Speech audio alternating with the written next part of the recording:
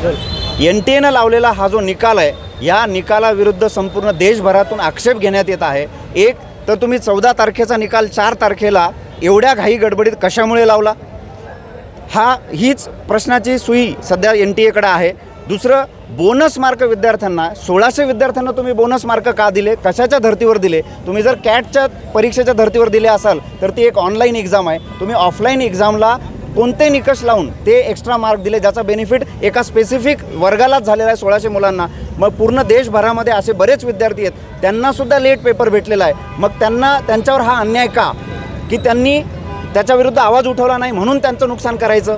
महाराष्ट्रातले किंबहुना संभाजीनगरमधले असे खूप सफरर विद्यार्थी आहेत की 615 मार्कांना मागच्या वर्षी जिथे 20,000 रँक असायचा तिथे त्या विद्यार्थ्याचा रँक 60,000वर गेलेला आहे, म्हणजे 40,000नी रँक पुढे गेलेला आहे। म्हणून त्या विद्यार्थ्यांना 2 ते 3 वर्ष प्रचंड मेहनत घेऊन अतिशय हालाखीच्या परिस्थितीमध्ये तयारी करून तो विद्यार्थी आज जर मेडिकलला लागण्याचे स्वप्न त्याचं पूर्ण होणार होतं, आणि ते स्वप्न तुमच्या चुकांमुळे जर पूर्ण होत नसेल तर याला संपूर्णतः NTA जबाबदार आहे। NTA दरवर्षी काही ना काही घोळ ह्या परीक्षांमध्ये करत असतं।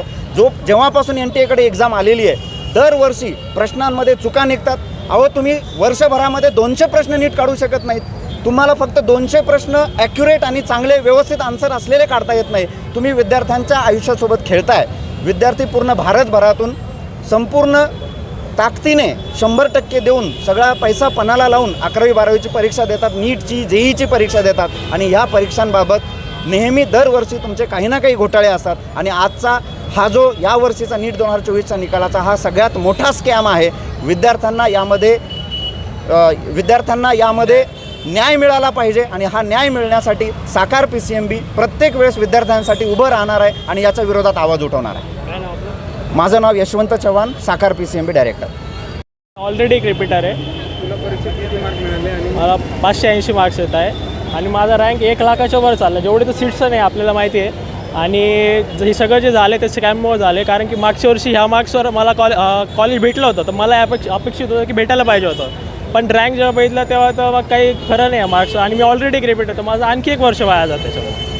तर मला वाटतं की यांनी काहीतरी करायला पाहिजे याच्यावर, ते जे ग्रेस मार्क्स त्याच्यावर काय केलं पाहिजे, त्यांची परत एक्झाम घ्यायला पाहिजे, तर आमचंसुद्धा परत रिझल्ट किंवा रिनीट काहीतरी करायला पाहिजे। आमचं 1 वर्ष वाया नाही झालं पाहिजे आणखी। काय नाव? माझं नाव रोहन पठाडे। जे NTA स्कॅम झाला आहे, एवढा मोठा म्हणजे रँकिंग वगैरे मार्क्समध्ये घोळ झाला आहे, त्याच्याबद्दल सगळे आम्ही इथं बसलो आंदोलन करत आहोत, कारण आम्हाला न्याय पाहिजे। कारण मी एवढं 570 मार्क्स आहे, माझं 3rd रिपीट होतं। मी ऑलरेडी 3 वर्ष दिले माझं स्वप्न पूर्ण करण्यासाठी।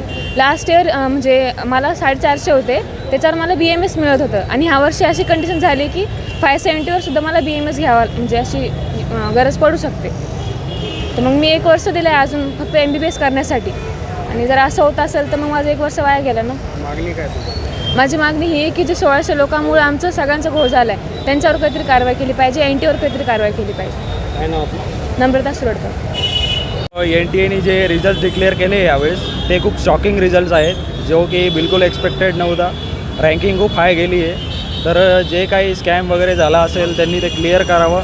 माझी अशी इच्छा आहे की रिझल्ट्स रिपब्लिश करावे त्यांनी, किंवा ज्या सेंटर्सवरती काही घडलं आहे चीटिंग वगैरे त्यांनी एक्झाम घ्यावी, आणि मग सगळे एकत्र करून परत रिपब्लिश करावे रिझल्ट। तुला मार्क्स किती होते या परीक्षेत? माझे मार्क्स 604 आहे। काय नाव? अभिषेक जगदाळे। काय नाव? अभिषेक जगदाळे।